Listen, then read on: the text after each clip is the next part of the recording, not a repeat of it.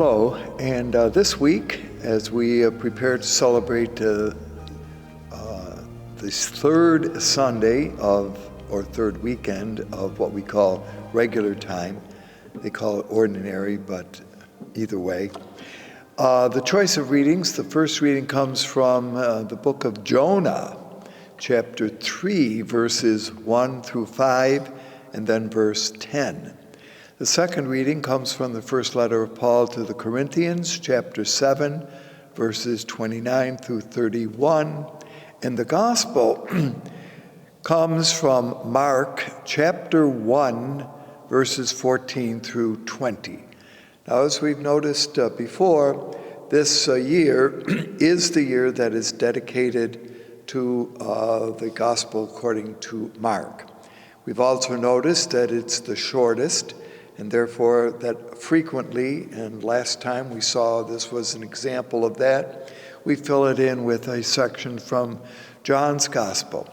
I mention this because the way in which Jesus begins his ministry of choosing disciples to be part of his mission is very different in Mark than it was from John.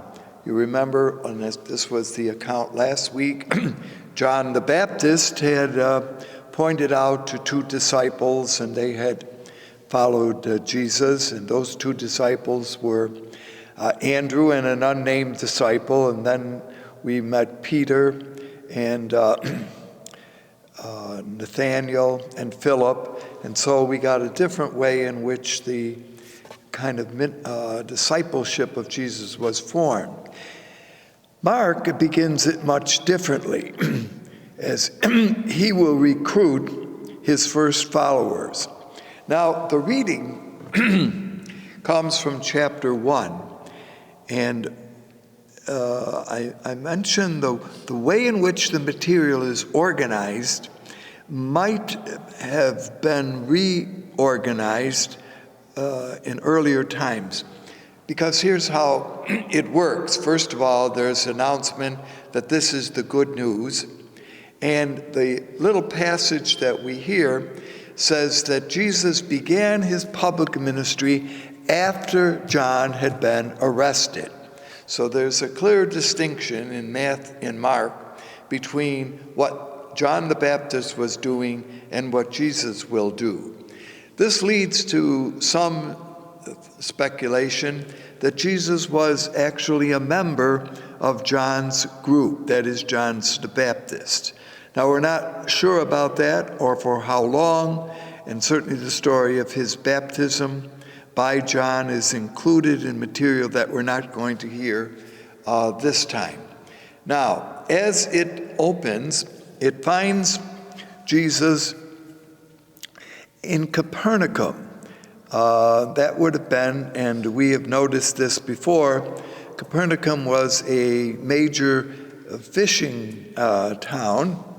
Well, maybe more than a town, could have been a city, strategically located for travelers who were coming overland and then moving south down into Egypt would pass through Capernaum.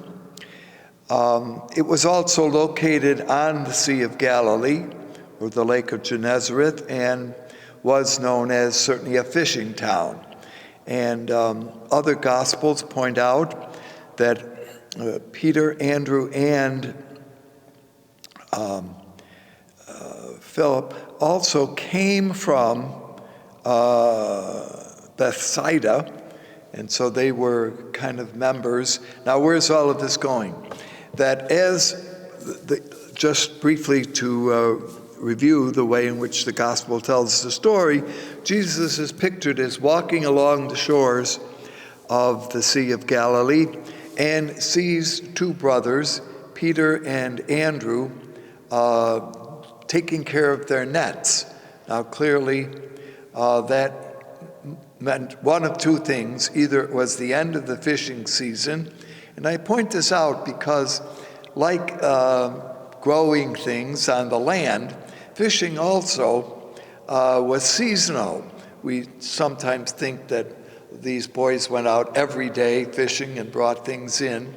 Well, they may have tried that, but they knew there were certain times of the year in which the ability to catch fish was stronger. So the fact that they're mending their nets or washing their nets could just mean that they came in from a time or a day or two of fishing, or it could have meant that the season for fishing was over and that they were getting ready. Anyway, Jesus says to Peter and Andrew, come follow me, and they are pictured as immediately leaving their nets and following Jesus. Then he's pictured as moving along the shore a little bit further and comes to James and John and their father Zebedee, and they are in a boat. And Jesus says to Jimmy and John, follow me, and they leave their father standing in the boat. And thus, in this gospel, that's the way in which Jesus begins his collection of disciples, two sets of brothers, as becoming his first followers. Now,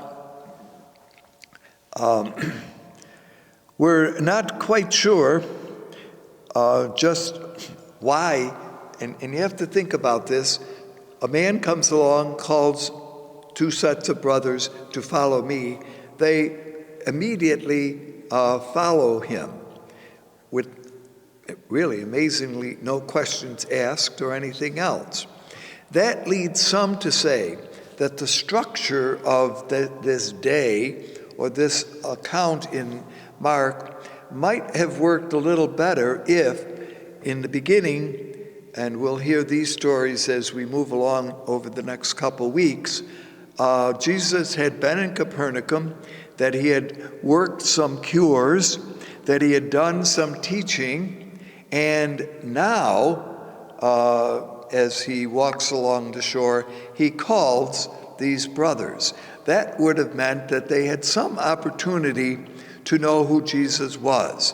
And I mentioned that, to think that the two brothers, now, there's a lot that we have to fill in here by speculation or by kind of imagination, but would two sets of brothers just leave everything automatically because this stranger, and is Jesus, and that's my point, is Jesus a stranger to them, or have they had some opportunity to learn about him, perhaps even to hear him, and now they are given a call, and that makes a little bit more logic that they followed him.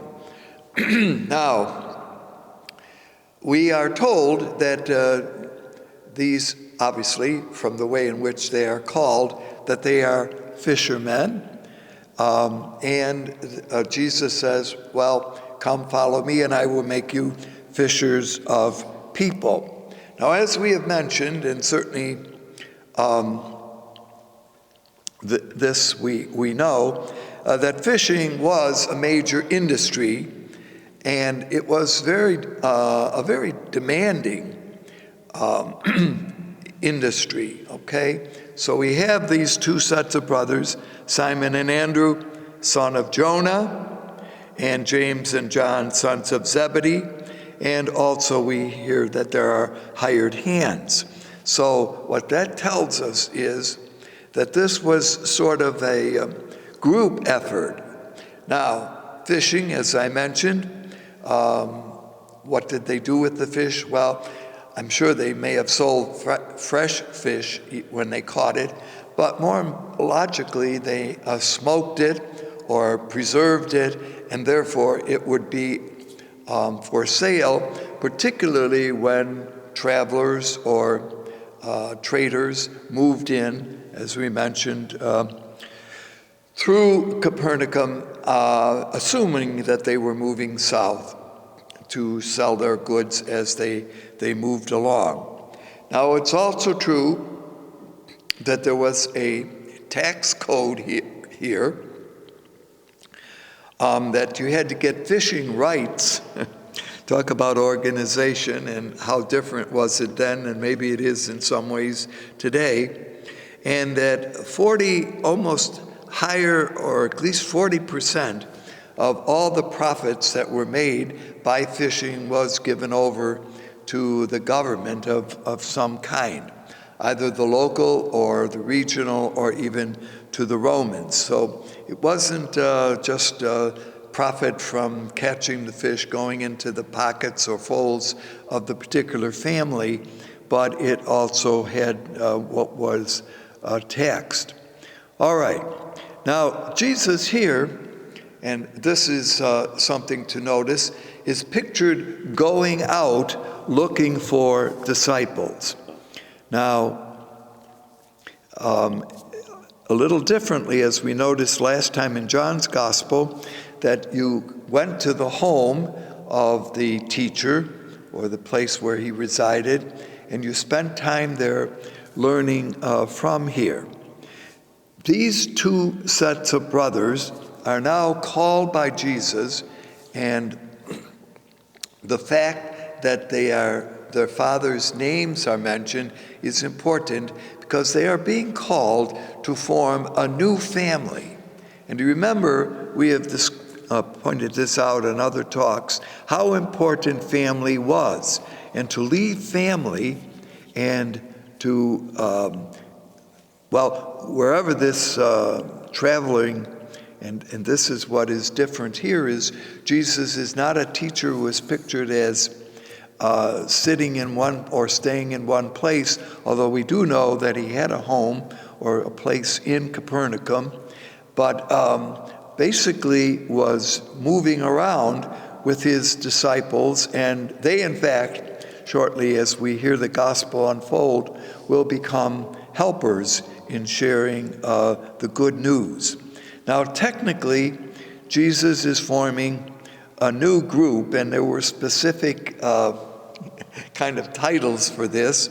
One is that you might join a specific group for a limited period of time, and this was called a coalition. Within the coalition would be called a group called a faction, and factions were different in the sense that rather than focus on a mission that the group was involved in, a faction focused on the person who was creating this movement. And so is that what is happening here?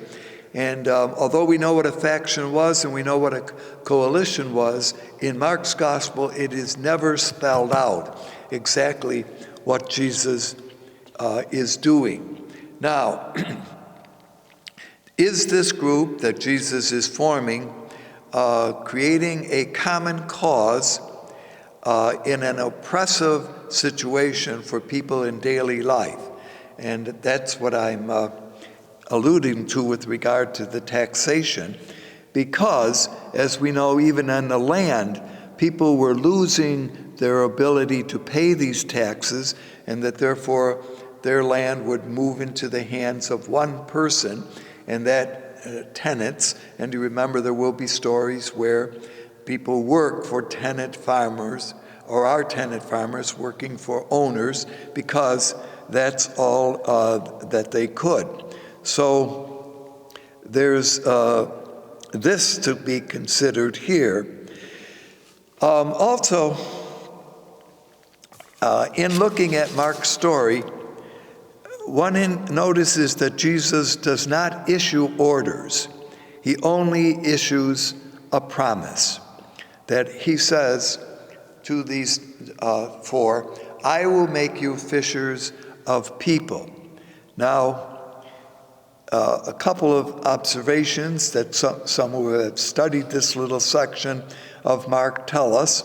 In the Greco-Roman world environment, fishers of people was a term that equaled teaching.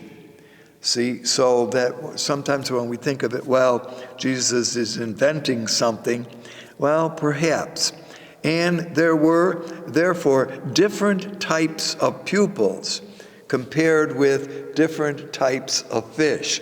So it's interesting how this metaphor might work. Old Testament prophets also are pictured as using the fishing metaphor, which often had to do with warfare. Where you could check this out is these are all old Hebrew prophets: Jeremiah, chapter 16, verse 16, Ezekiel, chapter 29, verse 4 through 5, Amos, chapter 4, verse 2, Habakkuk, chapter 1, verse 14 through 17. Now, I don't ask you to go check all those out, but I do want to mention that the idea that is used here was not unknown, certainly to the audience, to Mark is directing his gospel, or to those who were familiar with the Hebrew scripture. So Jesus, in this sense, and this is a characteristic of Mark's gospel that we will notice as we move along, Jesus might be commissioning the disciples to participate in God's eschatological holy war. Now that term eschatological means that was Jesus, as Mark sees it, and he of course is the closest writer to Jesus' time, actually seeing the coming of a new way of life, a new kingdom in the world of their time. So, in other words, it wasn't going to happen simply way in the future, but that it had a more immediateness to it. And there is this sense in Mark's story as it moves along, and as we pointed out, it is very much an action gospel, and we'll see this. Jesus spends little time talking or teaching, but he does work signs, miracles, exorcisms, things that indicate that something new is breaking on the scene, and that Jesus is inviting his disciples to be part of it. Now, it's also notice that there's a certain caution here, a certain risk in joining Jesus' movement. Notice how this started. John the Baptist had been arrested. Could those who also engage in a kind of movement such as Jesus, whatever it was, and they weren't quite sure at this time, all about what is the kingdom of God, including who is to be part of it, how is it going to take place? So there is a kind of background here to this kind of way in which Jesus is calling his disciples. Now, again, and I came across this, that in the Greek world, and we have noticed that Mark may have, and we're never quite sure, although there are suppositions, to whom the Gospel of Mark was addressed, but certainly was a group that was familiar, we'll never underestimate this, with the Jewish practices, but also was aimed perhaps more at a non-Jewish community, which will explain, as we will notice, why Mark at times stops to explain certain customs that are part of Judaism that everyone, if they were all Jewish, would have known, but if they were not, this would have been helpful. Socrates calls a man called Xenophon, I hope I get that, Xezonphon, and he says to this man, get the words here, follow then and learn. So is this a pattern that maybe Mark sees Jesus as developing? Others will point out that there is a typical prophetic pattern that is used here. This is particularly, they contrast this with what we find going on in the first book of Kings, chapter 19, verses 19 through 21. I give all these verses just so that you can get a little bit of the background. And then Mark, which we're looking at here, verses 16 and 18 in chapter 1. Now, how does this begin? In the pattern, that's what we're looking at for a couple of minutes here. The pattern, first of all, finds Elijah seeking out Elisha and passing by him. Well, notice in this gospel, according to the passage that we're looking to, Jesus passes by, and Andrew and Simon catch sight of him, as do James and John. So that's number one. Number two, Elijah cast his cloak over Elisha, meaning he should accompany him and become his successor. Jesus says to these four men, "Come on after me," and he calls them. So there's the pattern. And then number three, Elisha says, "I will follow you," and he went after Elijah. Jesus calls them, and the disciples, these four, follow after Jesus. So is that the pattern? And in this pattern is Mark suggesting that Jesus has what we would call a prophetic role. So that's one kind of set of background that one might employ here in kind of analyzing this particular passage. Now, I also want to point out that if indeed fishing was seasonal, and that isn't often brought up, but it is important to notice, there would have been times in which men like James and John, Peter and Andrew, didn't have very much to do. Perhaps when they went home, they found on their icebox or refrigerator what it was, a to-do list that their wives had put there for them to do when they were home. I'm just kidding. They probably didn't do this, but they did have, in other words, time in which to, well, get their nets ready, do their taxes, whatever was done. That would explain why they could leave their kind of industry, boating, fishing thing there, and follow Jesus, if indeed it was considered to be kind of a temporary movement. So they weren't leaving everything behind, namely family, and that will become a discussion later on, but are kind of testing, what is this man all about? What is it that he is asking us to do? And we're willing to kind of follow and see what would happen. So I'm just suggesting in our discussions this time that there are different ways of kind of analyzing this call of the disciples given by Jesus. Of course, call stories are always part of important people being summoned in the scriptural tradition. And in this case, remember, as Moses had been called by God, well, here we have Jesus calling disciples to follow him. Now, another kind of insight that we might draw here is that in ancient world, it was not customary for teachers to seek out disciples, but for disciples to seek out Jesus. Therefore, in that sense, Jesus' action is rather astounding.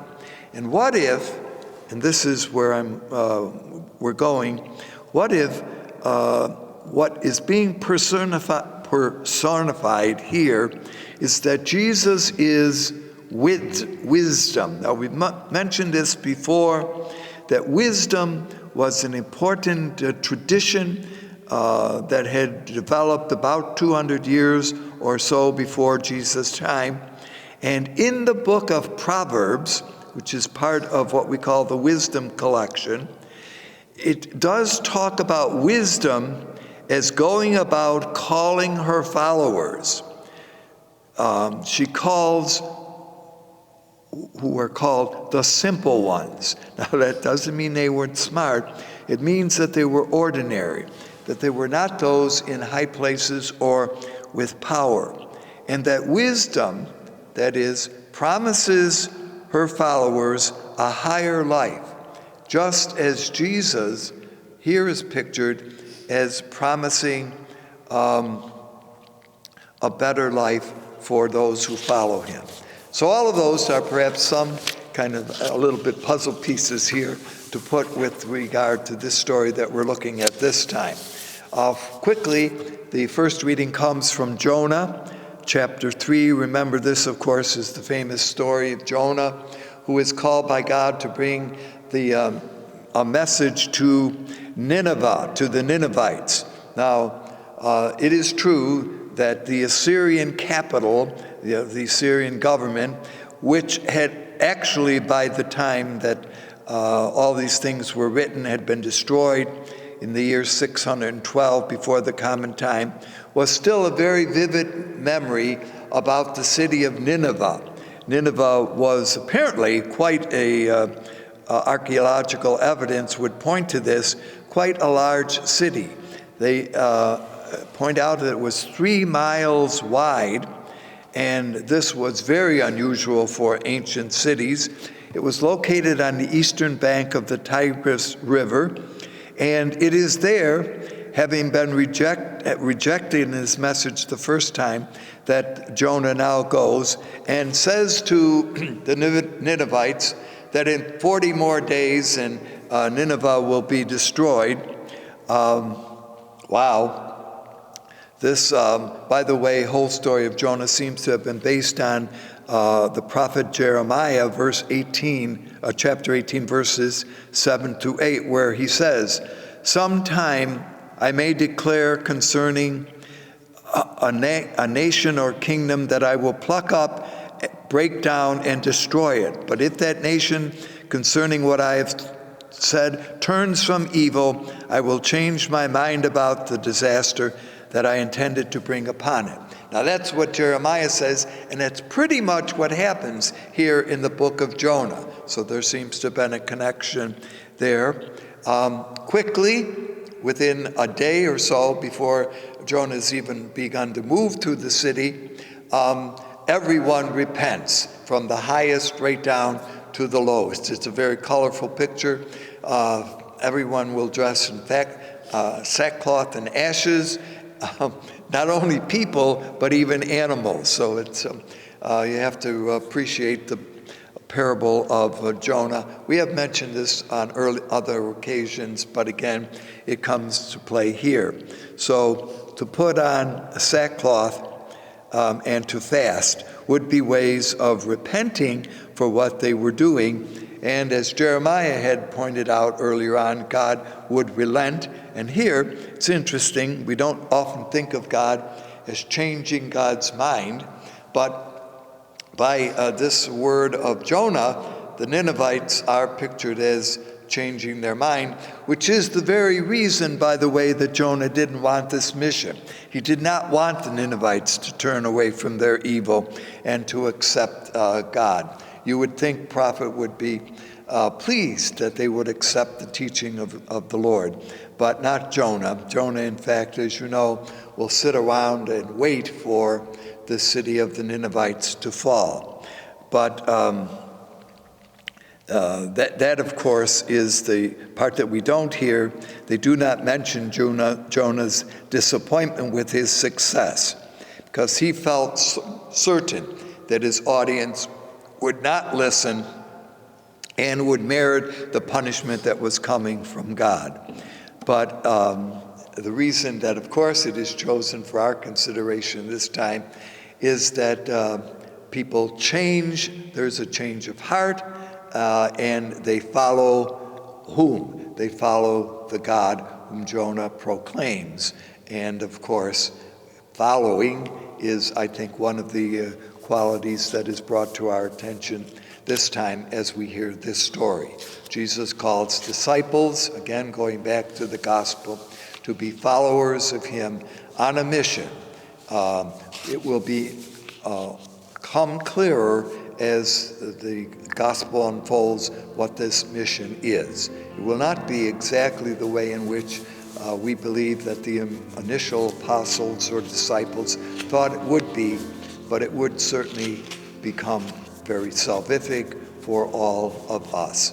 So there's the kind of background for the gospel and the opening reading this time. Hope to see you again soon.